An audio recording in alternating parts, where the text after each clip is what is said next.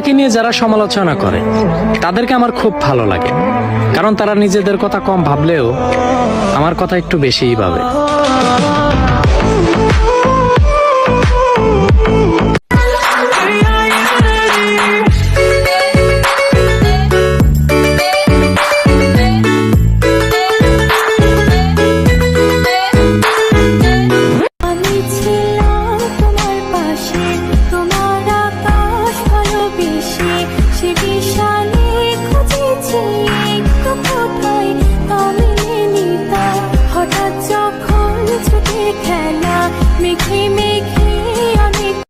আপনাকে আমার ভালো লাগে।